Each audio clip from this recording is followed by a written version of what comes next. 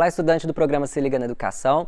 Seja bem-vindo e seja bem-vinda a mais uma aula de Geografia. Eu sou o professor Jean Cássio e hoje nós iremos estudar sobre cartografia temática. Vocês vão encontrar essa discussão na semana 6 do PET 3. Cartografia temática se relaciona com mapas, né? E falar de geografia, a gente sempre vai lembrar de mapa, porque o mapa ele é como se fosse a manifestação física de tudo que a gente estuda em geografia.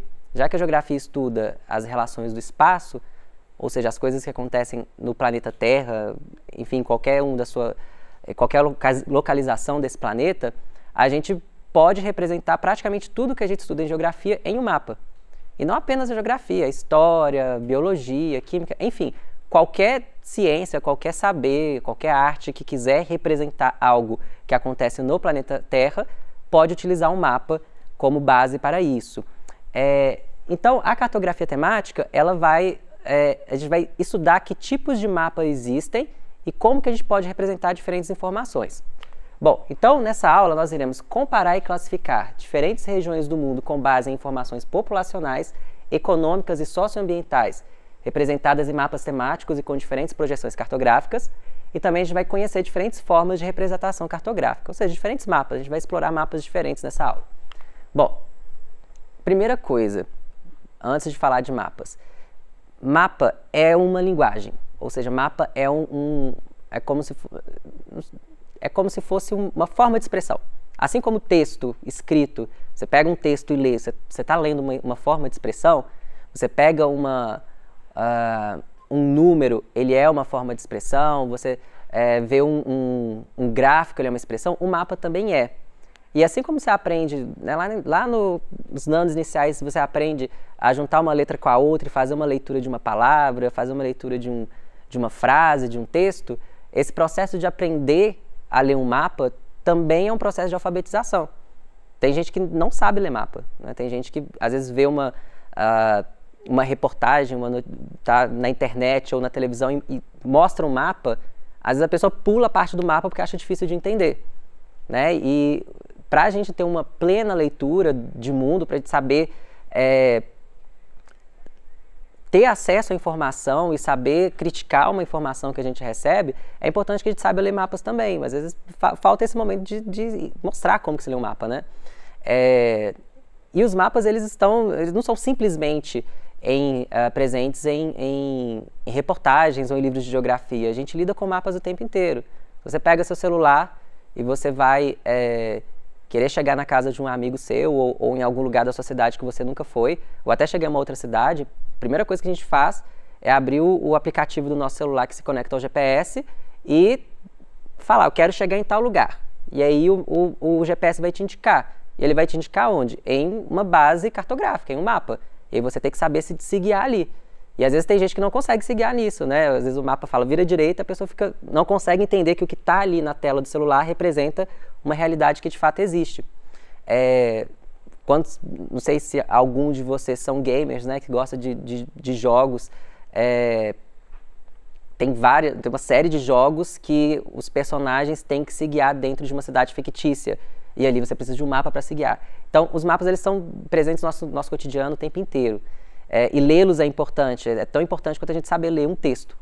Bom, então, para a gente saber que tipo de mapa é necessário, que tipo de mapa é mais adequado para uma determinada informação, a gente tem que saber qual que é a natureza dos nossos dados. E saber a natureza dos nossos dados implica dizer se eu estou falando de um deslocamento em algum lugar ou se eu estou falando da localização específica de uma informação. Por exemplo, eu estou falando do meu deslocamento para a escola e eu quero mapear isso, ou eu estou querendo localizar onde que está a minha escola como um ponto dentro da minha cidade ou dentro do meu bairro.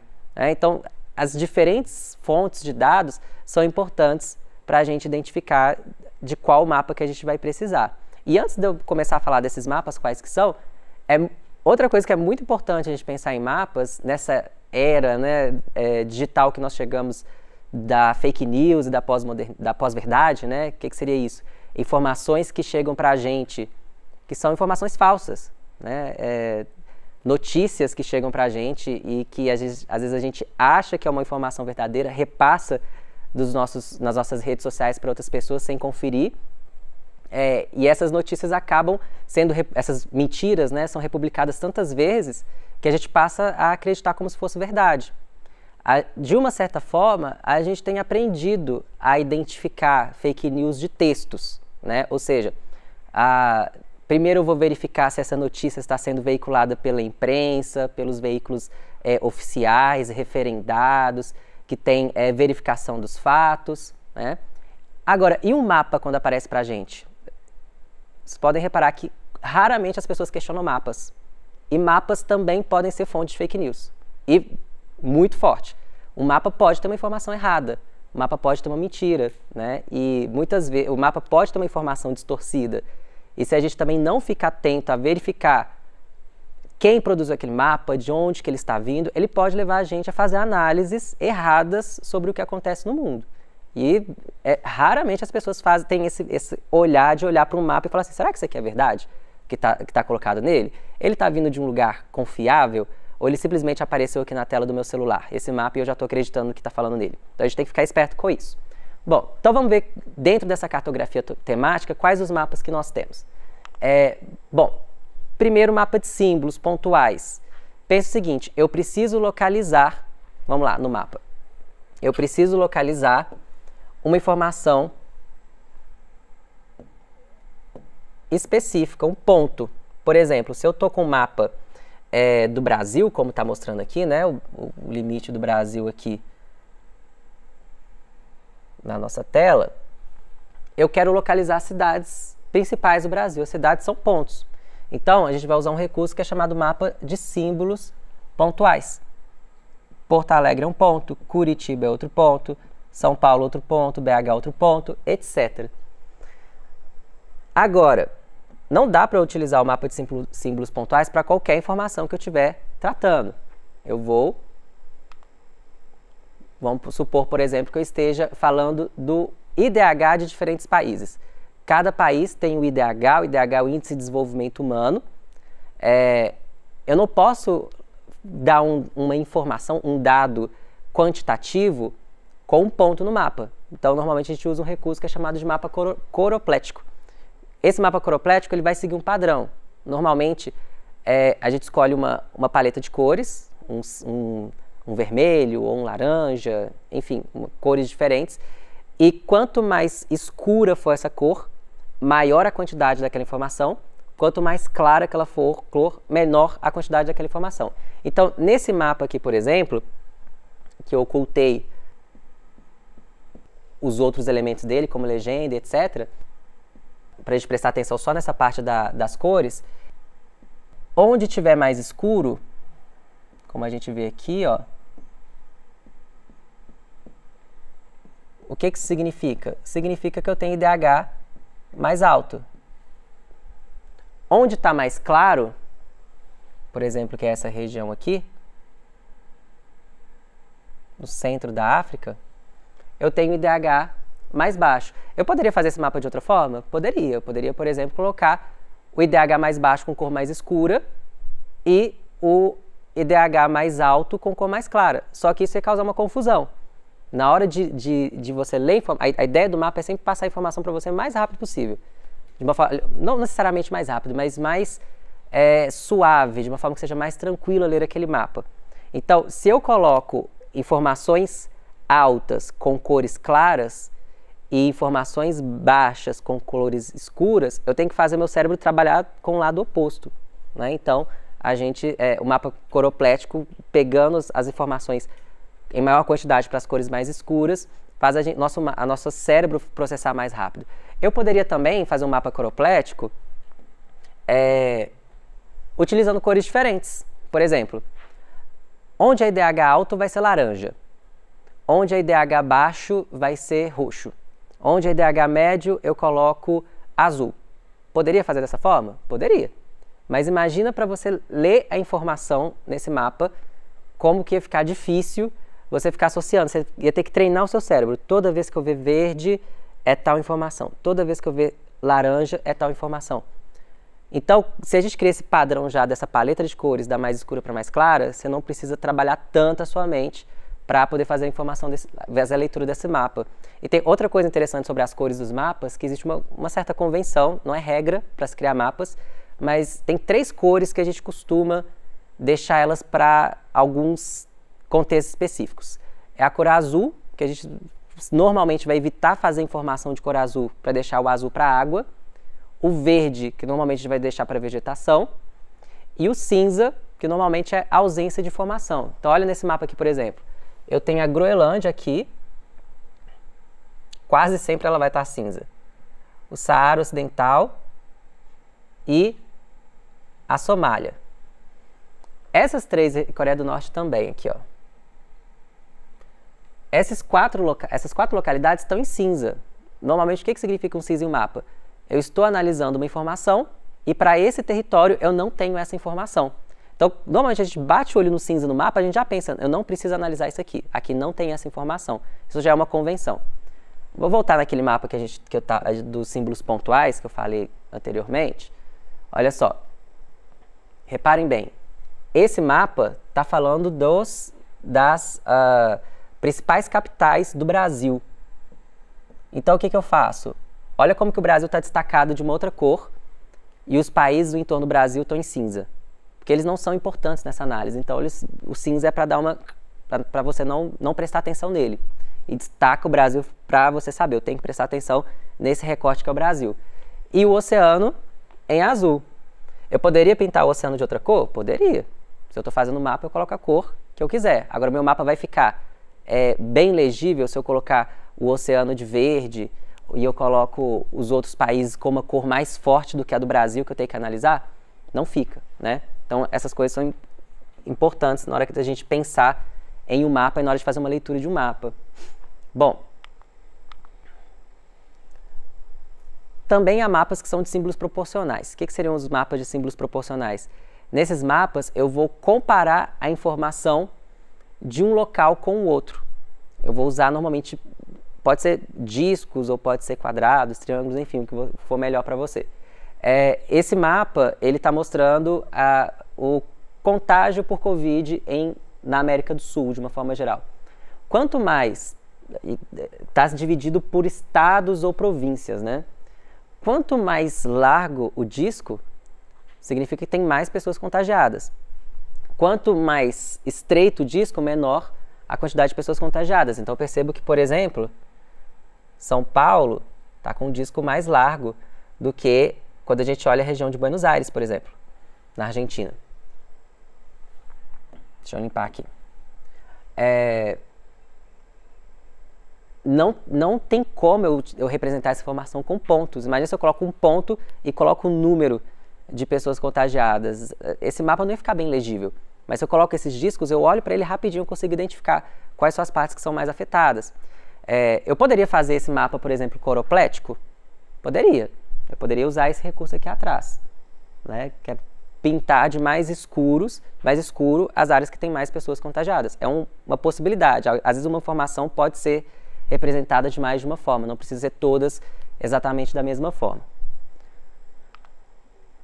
Outro mapa é de símbolos lineares. Os símbolos lineares eles vão mostrar o deslocamento de uma informação. Então, normalmente a gente usa para migração ou para deslocamento de uma forma geral, né? Esse mapa está mostrando o fluxo de migrações de 1990 em diante no Brasil. O que a gente observa? Eu consigo ver o deslocamento de pessoas do Nordeste em direção ao Sudeste, em direção a Brasília, em direção à Amazônia, e pessoas do Sul em direção ao Centro-Oeste, que são os principais fluxos que a gente tem no Brasil a partir da década de 90. Bem,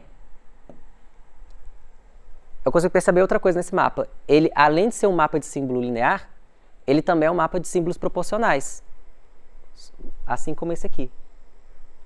Só que em vez de usar discos, ele está usando as setas, ou seja, as setas indicam a origem e o destino, mas a grossura das setas também me indica a quantidade de pessoas que está se deslocando. Eu percebo que o fluxo de pessoas fazendo essa rota aqui é o fluxo mais intenso de migração que a gente tem no Brasil. Então, esse mapa, ao mesmo tempo, ele também é um mapa de símbolos lineares. E esse mapa aqui, ele é, talvez, assim, vocês estejam começando a se acostumar com esse tipo de mapa, que são os mapas em anamorfose. Eles são mapas que vão distorcer mesmo os territórios. E eles só são possíveis, eles só acontecem com mais frequência agora por causa da cartografia digital. Porque imagina fazer um mapa desse à mão, seria um pouco complicado e provavelmente você acabar errando ali na medida. Por quê? Ele vai distorcer a área do território de acordo com aquela informação que está ali. Então, por exemplo, vamos supor, esse mapa esteja representando a quantidade de população que existe na Terra. Quanto mais populoso é o país, mais esse mapa vai esticar o território daquele país. Então, um mapa mundi normalmente... Desculpa, passei para o lugar errado, peraí. O mapa mundi que a gente conhece, na projeção de Mercator normalmente, os países têm esse formato. Só que aí eu quero falar assim, os países mais populosos eles vão ficar inchados e os países menos populosos eles vão ficar contraídos. Aí eu faço isso com técnicas de cartografia digital no computador que faz isso, obviamente. Então o que eu percebo? A China, que é o país mais populoso do mundo, ela ganha uma projeção muito grande desse mapa. A Índia também. E aí o que eu percebo? Quanto maior a área desse país, mais destaque ele vai ganhar nesse mapa. Né? A Europa, por exemplo, tem países aqui que estão... A França, por exemplo, que é um país que não é tão grande, está mais ou menos do mesmo tamanho de países aqui no interior da África que são maiores do que a França. A Nigéria, que é um país bem menor que o Brasil, mas tem a população equivalente à do Brasil, está praticamente do mesmo tamanho do Brasil. Ó. Olha só ela originalmente. A Nigéria originalmente é isso aqui. E o Brasil é isso aqui. Ó. O Brasil é bem maior que a Nigéria. Mas a população dos dois países é mais ou menos igual. E aí, em um mapa em anamorfose, eles são representados praticamente do mesmo tamanho. E essas técnicas elas podem ser mescladas também. Um mapa em anamorfose ele pode ser também um mapa coroplético, um mapa coroplético também pode ter símbolos lineares, etc.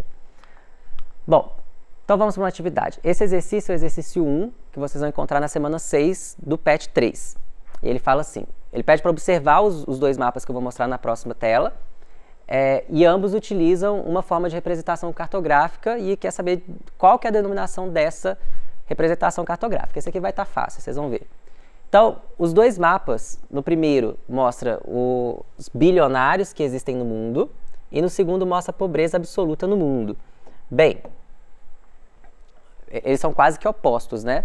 Quando coloca os bilionários do mundo, a América do Norte, a Europa e o Extremo Oriente, China, Japão e a Coreia do Sul, eles incham e o resto do mundo fica todo contraído. Quando é para falar sobre pobreza absoluta, vai fazer o oposto. Principalmente a África e o sul da Ásia vão inchar e o restante vai se contrair. Tá? Então a gente consegue ver onde está a concentração dessas duas informações. Desses mapas que eu falei aqui agora com vocês, qual que usa essa técnica de cartografia? Vai ser um mapa de política, de técnica sistemática, de croquis ou de anamorfose. Então vocês vão encontrar isso lá no PET 3, resposta anamorfose. Tranquilo, né? Bom, então nessa aula a gente viu que diferentes dados devem ser representados com diferentes técnicas de mapas, que um mapa ele pode conter mais de um tipo de técnica, e vimos também que as anamorfoses se popularizaram com a cartografia digital. Essas são as referências que foram utilizadas. Obrigado pela sua atenção e a gente se vê na próxima aula. Tchau, tchau!